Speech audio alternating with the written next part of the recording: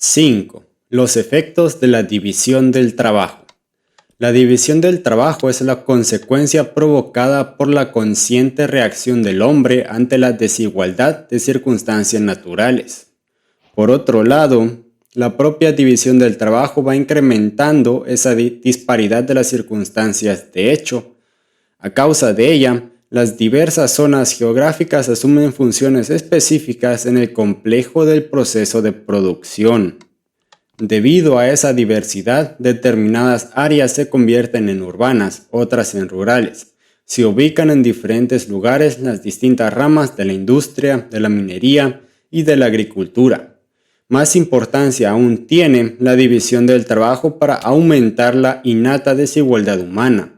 La práctica y la dedicación a tareas específicas adapta, cada vez en mayor grado, a los interesados a las distintas exigencias. La gente desarrolla más algunas de sus facultades innatas, descuidando otras. Surgen los tipos vocacionales, los hombres se hacen especialistas. La división del trabajo descompone los diversos procesos de producción en mínimas tareas, muchas de las cuales pueden realizarse mediante dispositivos mecánicos. Tal circunstancia permitió recurrir a la máquina, lo cual provocó un enorme progreso en los métodos técnicos de producción. La mecanización es consecuencia de la división del trabajo y su fruto más sazonado. Ahora bien, en modo alguno fue aquella la causa u origen de esta. La maquinaria especializada a motor solo puede instalarse en un ambiente social donde impera la división del trabajo. Todo nuevo progreso en la utilización de maquinaria más precisa, refinada y productiva exige una mayor especialización de cometidos. 6. El individuo en la sociedad. La praxeología estudia al individuo aislado, que actúa por su cuenta con tal independencia de sus semejantes, solo para alcanzar una mejor comprensión de los problemas que suscita la cooperación social.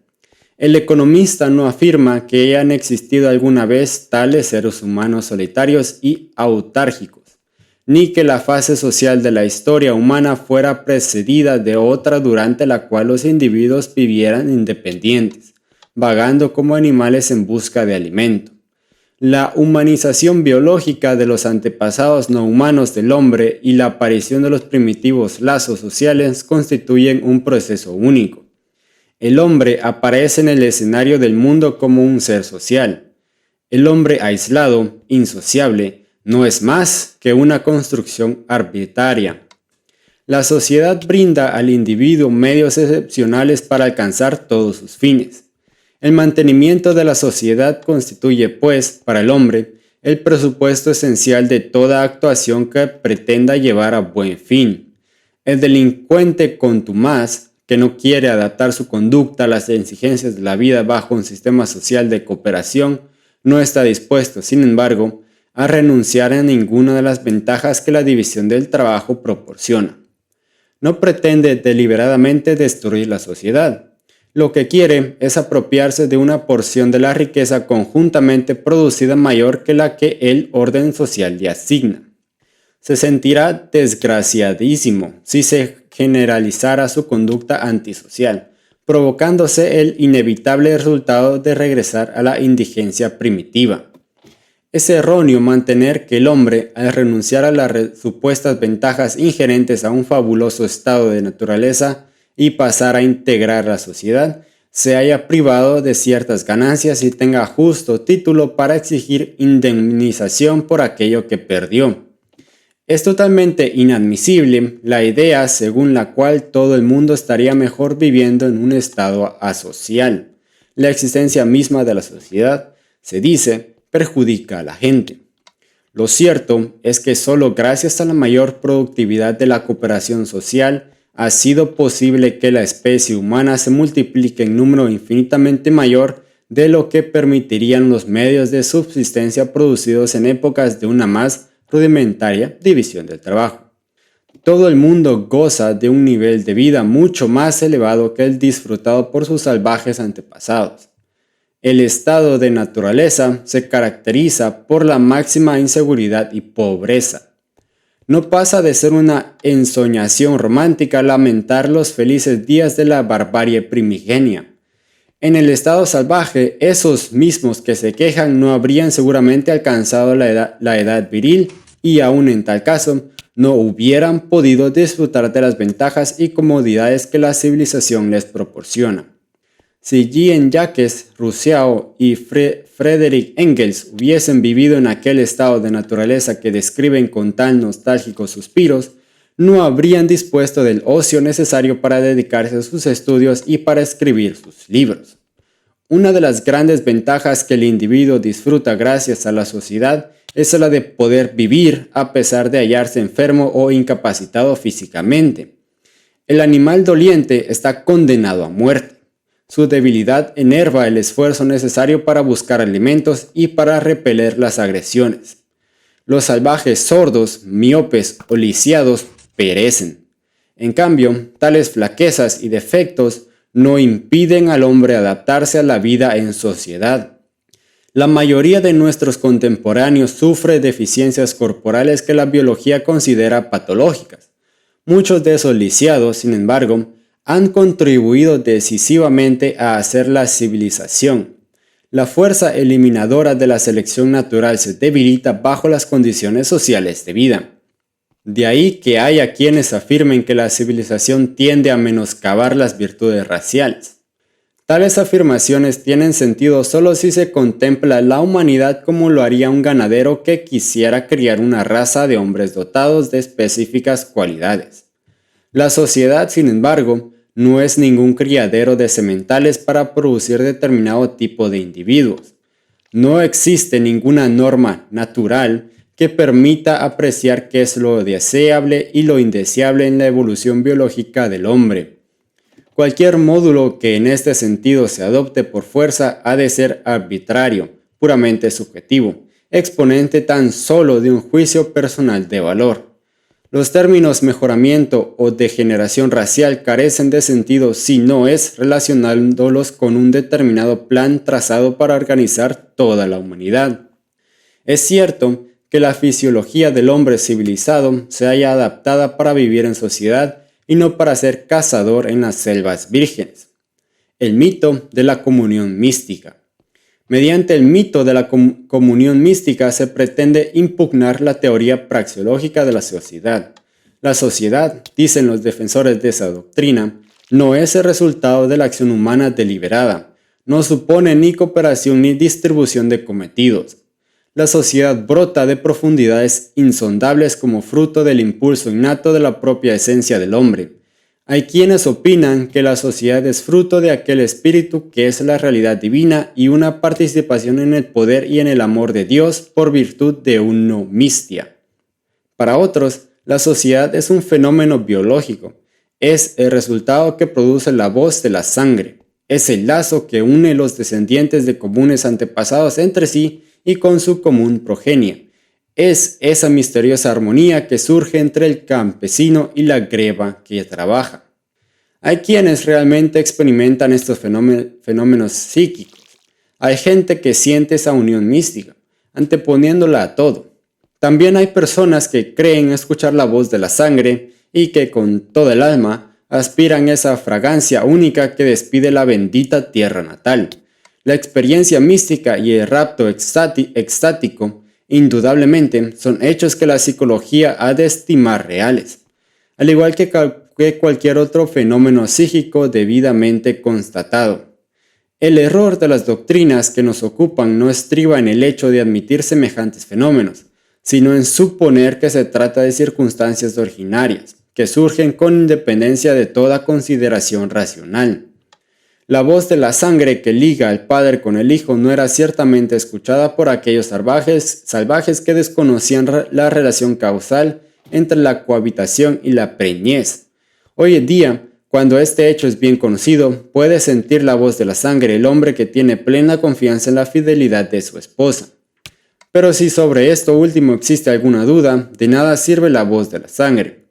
Nadie se ha aventurado a afirmar que los problemas en torno a la investigación de la paternidad pueden resolverse recurriendo a la voz de la sangre. La madre que desde el parto veló sobre su hijo también podrá escucharla. Ahora bien, si pierde el contacto con el vástago en fecha temprana, más tarde solo será capaz de identificarle por señales corporales, como aquellas cicatrices y lunares a los que tanto gustaban recurrir los novelistas. Pero la voz de la sangre, por desgracia, callará si tal observación y las conclusiones de ellas derivadas no le hacen hablar. Según los racistas alemanes, la voz de la sangre aúna misteriosamente a todos los miembros del pueblo alemán.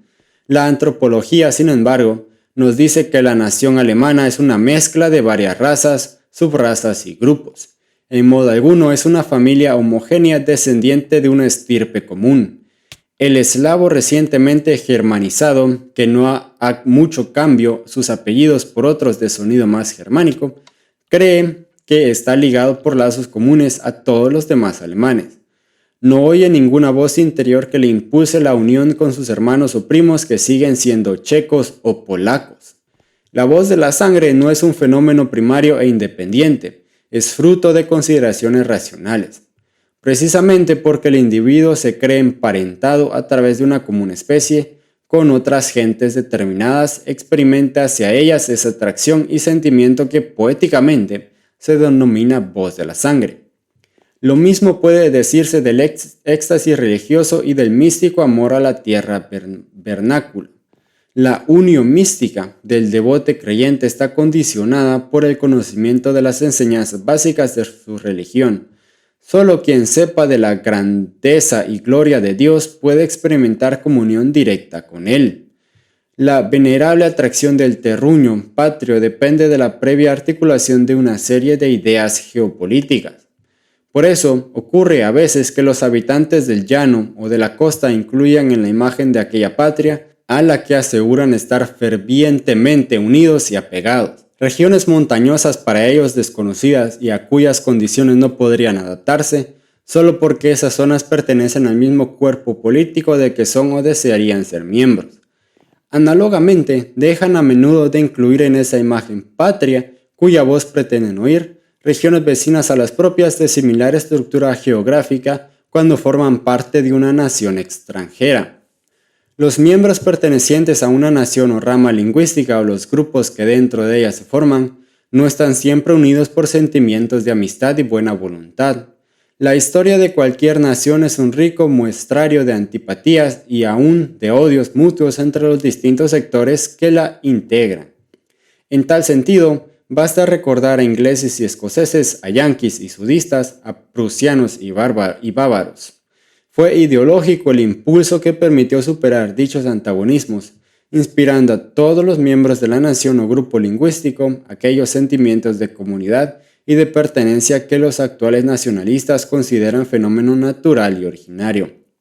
La mutua atracción sexual del macho y la hembra es inherente en la naturaleza animal del hombre y para nada depende de teorías ni razonamientos. Se la puede calificar de originaria, vegetativa, instintiva o misteriosa. No hay inconveniente en afirmar metafóricamente que de dos seres hace uno. Podemos considerarla como una comunidad, como una unión mística de dos cuerpos. Sin embargo, ni la cohabitación ni cuanto la precede o la sigue genera ni cooperación social ni ningún sistema de vida social. También los animales se unen al aparearse y sin embargo no han desarrollado relaciones sociales. La vida familiar no es meramente un producto de la convivencia sexual. No es, en modo alguno, ni natural ni necesario que los padres y los hijos convivan como lo hacen en el marco familiar. La relación sexual no desemboca necesariamente en un orden familiar. La familia humana es fruto del pensar, del planear y del actuar. Es esto precisamente lo que la distingue de aquellas asociaciones zoológicas que, per analogiam, denominamos familias animales. El sentimiento místico de unión o comunidad no es el origen de la relación social, sino su consecuencia. El reverso de la fábula de la unión mística es el mito de la natural y originaria repulsa entre razas y naciones. Se ha dicho que el instinto enseña al hombre a distinguir entre congéneres y extraños y a aborrecer a estos últimos. Los descendientes de las razas nobles, dícese, repugnan todo contacto con los miembros de razas inferiores. Para refutar esta afirmación basta pensar en el hecho de la mezcla de razas, siendo un hecho indudable que en la Europa actual no hay ninguna raza pura. Debemos concluir que entre los miembros de las diversas estirpes originarias que poblaron el continente no hubo repulsa sino atracción sexual. Millones de mulatos y mestizos son una refutación viviente de la afirmación que sostiene la natural repulsa entre distintas razas. El odio racial, al igual que el sentimiento místico de comunidad, no es un fenómeno natural innato en el hombre, es fruto de ideologías. Pero es que aun cuando tal supuesto se diera, aunque fuera cierto ese natural e innato odio interracial, no por ello dejaría de ser útil la cooperación social ni quedaría invalidada la teoría de la asociación de Ricardo. La cooperación social no tiene nada que ver con el afecto personal ni con el mandamiento que ordena amarnos los unos a los otros.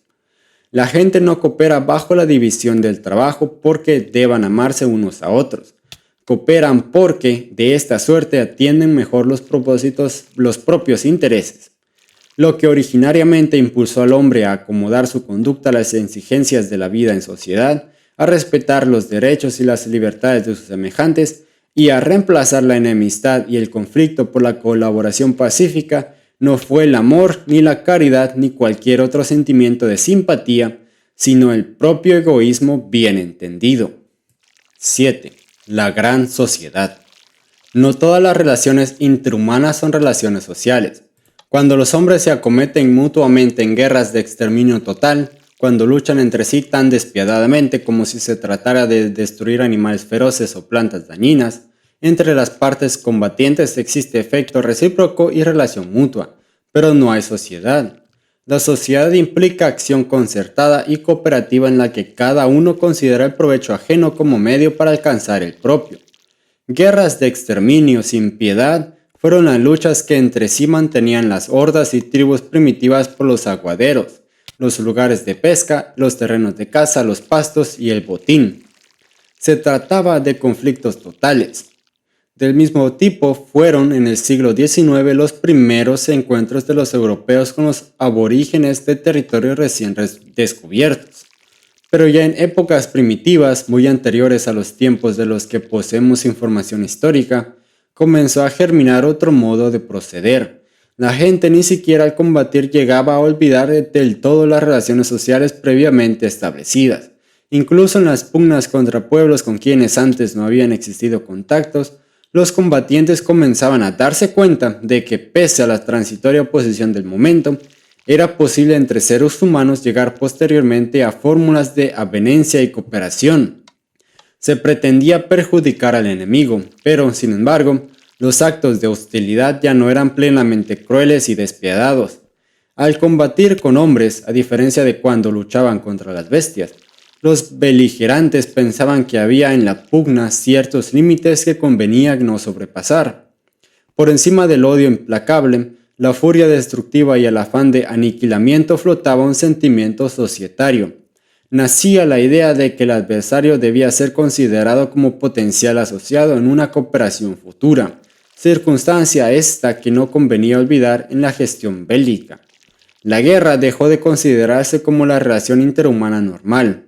La gente comenzaba a advertir que la cooperación pacífica constituía el medio mejor para triunfar en la lucha por la supervivencia. Puede incluso afirmarse que comprendió que era más ventajoso esclavizar al vencido que matarlo, por cuanto, aún durante la lucha, pensaba ya en el mañana, en la paz. Puede decirse que la esclavitud fue un primer paso hacia la cooperación. La formulación de la idea de que ni siquiera en guerra todos los actos son permisibles y de que hay acciones bélicas lícitas y otras ilícitas, así como leyes, es decir, relaciones sociales, que deben prevalecer por encima de las naciones, incluso de aquellas que de momento se enfrentan, acabó estableciendo la gran sociedad que incluye a todos los hombres y a todas las naciones. De este modo, las diversas asociaciones de carácter regional fueron fundiéndose en una sola sociedad ecuménica. El combatiente que no hace la guerra salvajemente al modo de las bestias, sino a tenor de ciertas normas bélicas, humanas y sociales, renuncia a utilizar ciertos medios destructivos con miras a alcanzar concesiones análogas del adversario. En la medida en que estas normas son respetadas, existen entre los contendientes relaciones sociales. Pero los actos hostiles sí constituyen actuaciones no solo asociales, sino antisociales.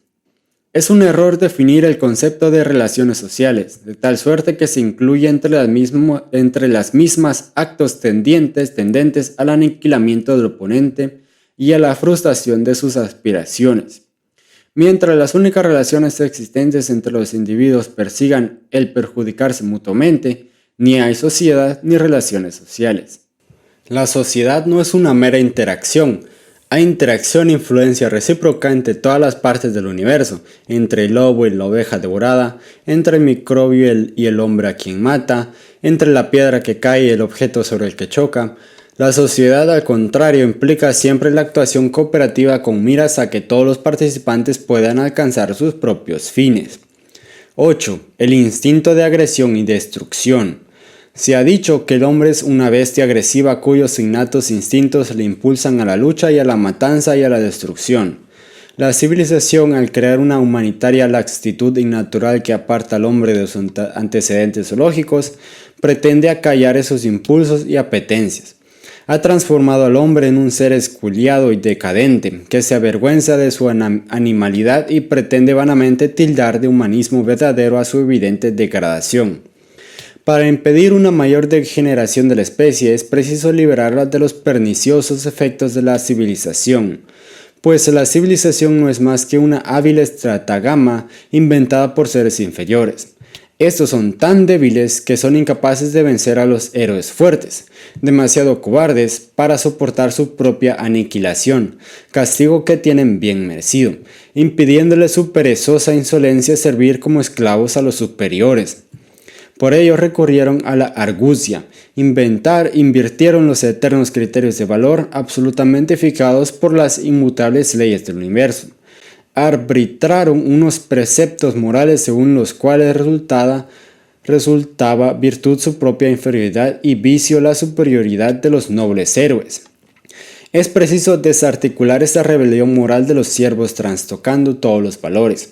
Hay que repudiar totalmente la ética de los esclavos, fruto vergonzante de resentimiento de los más cobardes. En su lugar habrá que implantarse la ética de los fuertes, o mejor aún, deberá ser suprimida toda cortapisa ética.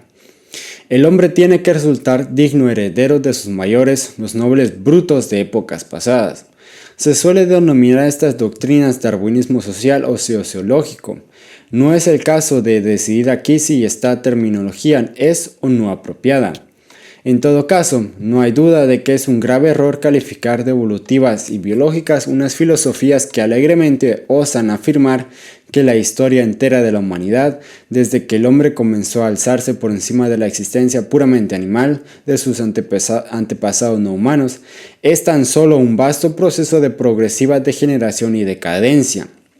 La biología no proporciona otro criterio para valorar las mutaciones producidas en los seres vivos que el de si permiten o no al sujeto adaptarse mejor al medio ambiente y aprovechar sus oportunidades en la lucha por la vida. Desde este punto de vista, es indudable que la civilización ha de considerarse como un beneficio, no como una calamidad. Ha impedido por lo pronto la derrota del hombre en su lucha contra los demás seres vivos, ya sean los grandes animales feroces o los perniciosos microbios. Ha multiplicado los medios de subsistencia, ha incrementado la talla humana, la agilidad y habilidad del hombre y ha prolongado la duración media de la vida. Le ha permitido dominar incontestado la tierra. Ha sido posible multiplicar las cifras de población y elevar el nivel de vida a un grado totalmente impensable para los toscos moradores de las cavernas. Cierto es que tal evolución hizo perder al hombre ciertas mañas y habilidades que, si bien en determinadas épocas eran útiles para luchar por la vida, más tarde, cambiadas las circunstancias, perdieron toda utilidad. En cambio, se fomentaron otras capacidades y destrezas imprescindibles para la vida en sociedad. Ningún criterio biológico y evolutivo tiene por qué ocuparse de dichas mutaciones. Para el hombre primitivo, la dureza física y la combatividad le proporcionaban igual utilidad que la aritmética y la gramática al hombre moderno. Es totalmente arbitrario y manifiestamente contradictorio con cualquier norma biológica de valoración, considerar naturales y conformes con la condición humana únicamente aquellas cualidades que convenían al hombre primitivo, vilipendiando como signos de degeneración y decadencia biológica las destrezas y habilidades que el hombre civilizado precisa imperiosamente. Recomendar al hombre que recupere las condiciones físicas e intelectuales de sus antepasados prehistóricos es tan descabellado como conminarle a que vuelva a andar a cuatro manos o a que de nuevo se deje crecer el rabo. Es digno de notar que quienes más se exaltaron en ensalzar los salvajes impulsos de nuestros bárbaros antepasados fueron gentes tan enclenques que nunca habrían podido adaptarse a las exigencias de aquella vida arriesgada. Nietzsche, aún antes de su colapso mental, era tan enfermizo que solo resistía el clima de Engadín y el de algunos valles italianos. No hubiese podido escribir si la sociedad civilizada no hubiera protegido sus delicados nervios de la rudeza natural de la vida. Los defensores de la violencia editaron sus libros precisamente al amparo de aquella seguridad burguesa, que tanto vilipendiaban y despreciaban. Gozaron de libertad para publicar sus incendiarias prédicas porque el propio liberalismo que ridiculizaban salvaguardaba la libertad de prensa.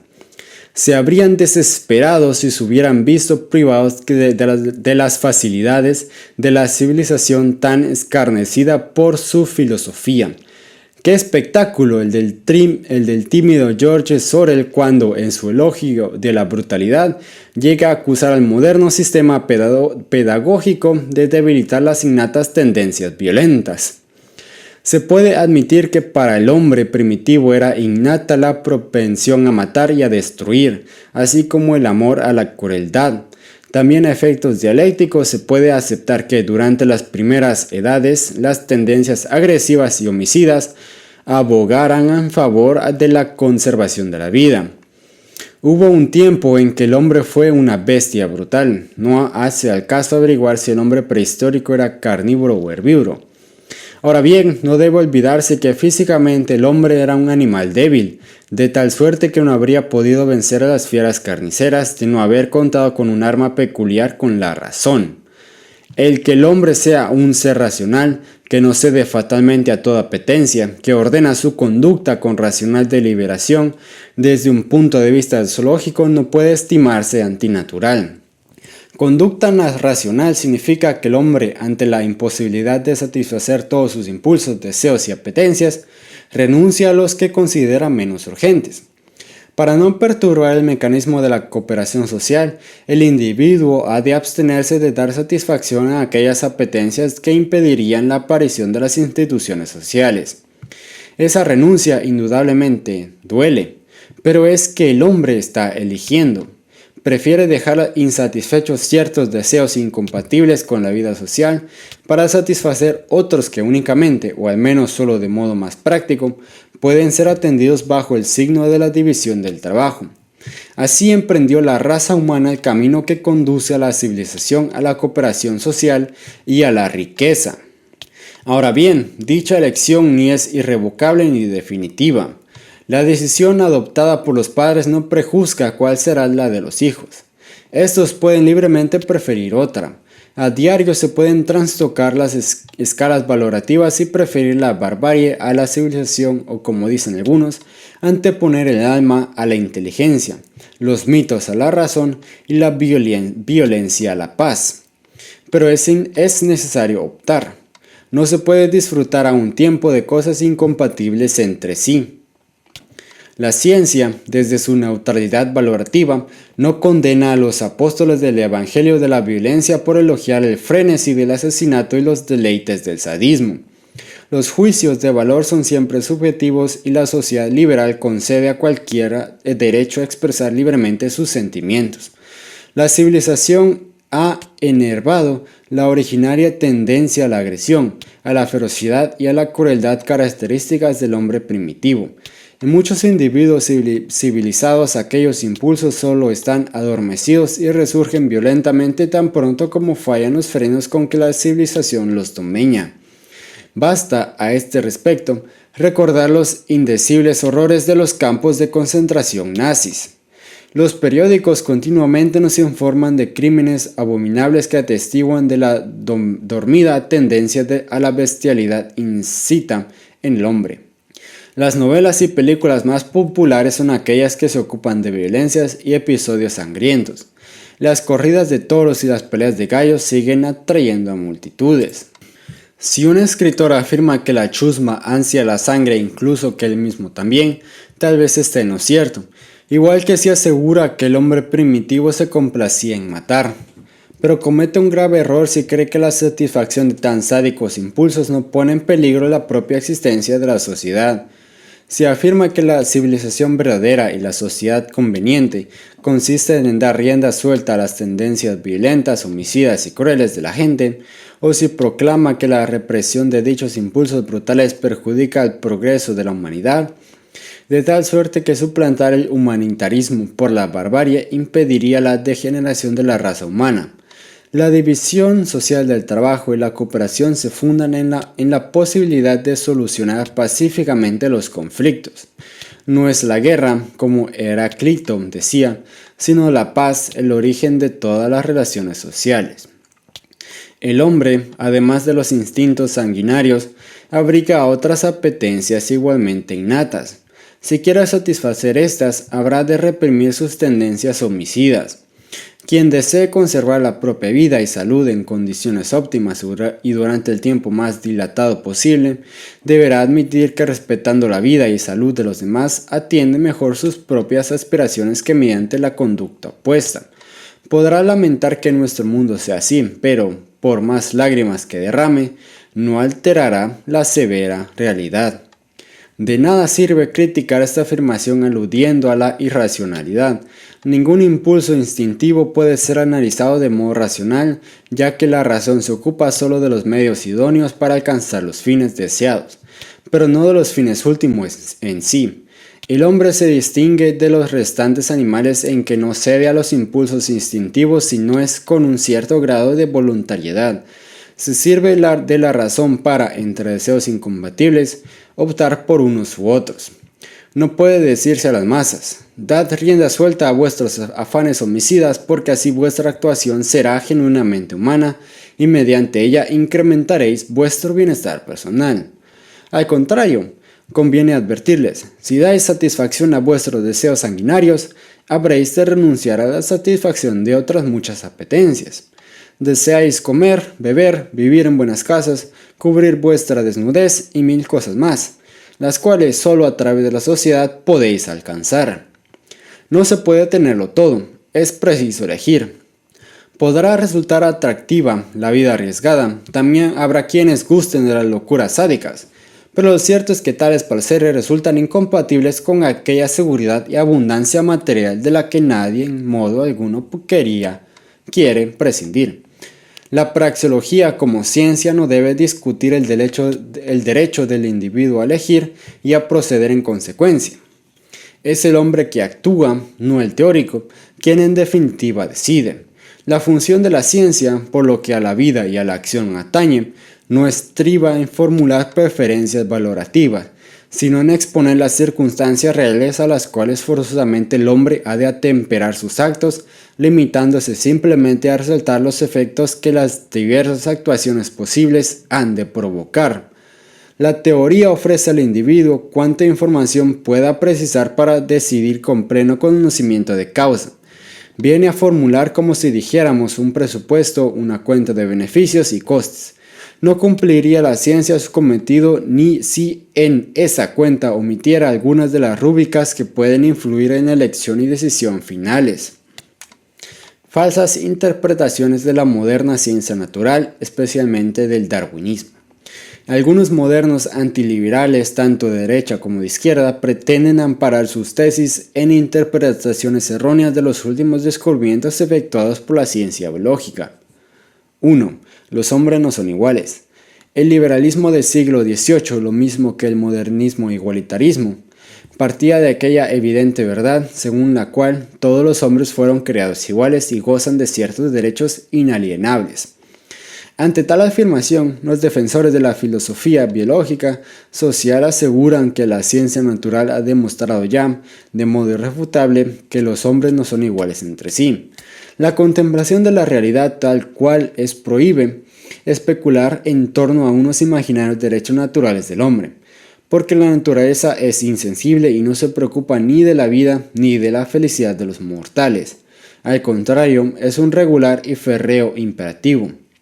Es un disparate metafísico pretender aunar la resbaladiza y vaga noción de libertad con las absolutas e inexorables leyes del orden cósmico. De este modo cae por su base la idea fundamental del liberalismo. Es cierto que el movimiento liberal y democrático de los siglos XVIII y XIX apeló enérgicamente a la idea de ley natural y a los imprescriptibles derechos del hombre. Tales ideas, elaboradas originariamente por los pensadores clásicos y por la teología hebraica, fueron absorbidas por la filosofía cristiana. Algunas sectas anticatólicas basaron en ellas sus programas políticos. Una larga teoría de eminentes filósofos también las defendieron. Se popularizaron y llegaron a constituir el más firme sostén del movimiento democrático.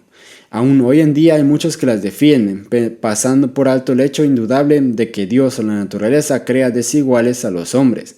Mientras unos nacen sanos y fuertes, otros son víctimas de deformidades y lacras.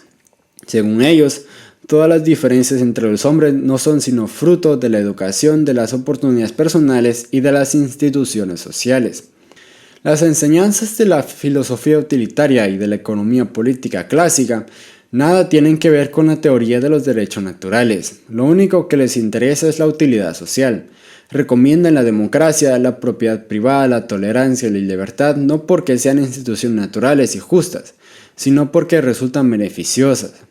La idea básica de la filosofía ricardiana es la de que la cooperación social y la división del trabajo que se perfecciona entre gentes superiores y más eficientes en cualquier sentido.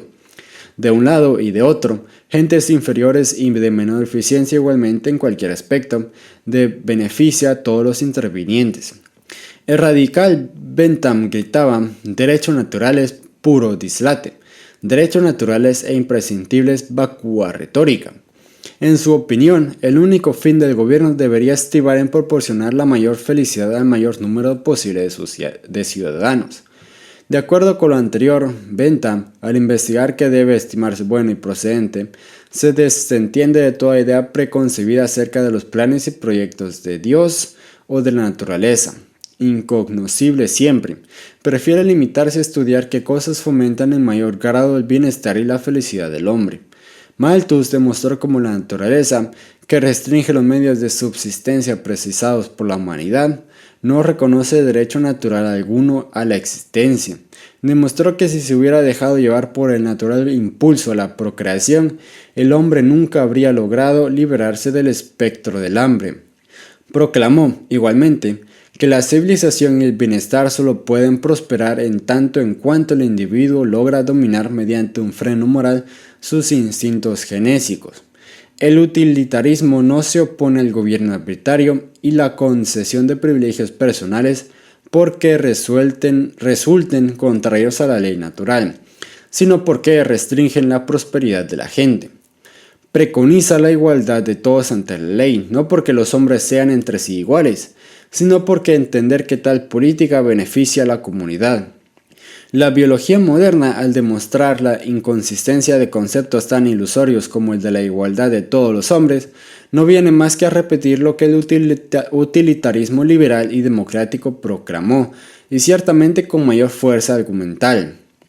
Es indudable que ninguna doctrina biológica podrá jamás desvirtuar lo que la filosofía utilitaria predica acerca de la conveniencia social que en sí encierran la democracia, la propiedad privada, la libertad y la igualdad ante la ley. La actual preponderancia de doctrinas que abogan por la desintegración social y el conflicto armado no debe atribuirse a una supuesta adaptación de la filosofía social a los últimos descubrimientos de la ciencia biológica, sino al hecho de haber sido casi universalmente repudiada la filosofía utilitaria y la teoría económica. Se ha suplantado con una filosofía que predica la lucha irreconciliable de clases y el conflicto internacional armado la ideología ortodoxa, que pregonaba la armonía entre los intereses rectamente entendidos, es decir, los intereses a la larga de todos, ya se tratará de individuos, de grupos sociales o de naciones. Los hombres se combaten ferozmente porque están convencidos de que solo mediante el exterminio y la liquidación de sus adversarios pueden personalmente prosperar. 2. Implicaciones sociales del darwinismo. Asegura el darwinismo social que la teoría de la evolución, según la formuló Darwin, vino a demostrar que la naturaleza en modo alguno brinda paz o asegura respeto para la vida y el bienestar de nadie. La naturaleza presupone la pugna y el despiadado aniquilamiento de los más débiles que fracasan en la lucha por la vida. Los planes liberales que pretenden implantar una paz eterna tanto en el interior como en el exterior son fruto de un racionalismo ilusorio en contradicción evidente con el orden natural. El concepto de lucha por la existencia que Darwin tomó de Malthus, sirviéndose de él en la formulación de su teoría, ha de entenderse en un sentido metafórico. Mediante tal expresión se afirma simplemente que el ser vivo opone resistencia esforzada a cuanto puede perjudicar su existencia. Esa activa resistencia, para ser útil, ha de conjugarse con las circunstancias ambientales bajo las cuales opera el interesado. La lucha por la vida no implica recurrir siempre a una guerra de exterminio como la que el hombre mantiene contra los microbios nocivos. Sirviéndose de la razón, el individuo advierte que como mejor cuida de su bienestar personal es recurriendo a la cooperación social y a la división del trabajo. Estas son las armas principales con que cuenta en la lucha por la existencia, pero solo en un ambiente de paz puede recurrirse a ellas. Las guerras y las revoluciones son perjudiciales para el hombre en su lucha por la vida precisamente porque rompen el aparato de la cooperación social. 3. La razón y la conducta racional considerada antinatural. La teología cristiana condenó las funciones animales del cuerpo humano y concibió el alma como algo ajeno a los fenómenos biológicos. En una reacción excesiva contra dicha filosofía, algunos modernos tienden a despreciar todo aquello en que el hombre se diferencia de los demás animales. Estas nuevas ideas consideran que la razón humana es inferior a los instintos e impulsos animales. No es natural y por siguiente es mala. Los términos racionalismo y conducta racional han cobrado así un sentido peyorativo. El hombre perfecto, el hombre verdadero, es un ser que prefiere atenerse a sus instintos primarios más que a su razón. Lo cierto, sin embargo, es que la razón, el rasgo humano más genuino, es un fenómeno igualmente biológico. No es ni más ni menos natural que cualquier otra circunstancia típica de la especie Homo sapiens, como por ejemplo el caminar erecto o el carecer de pelaje.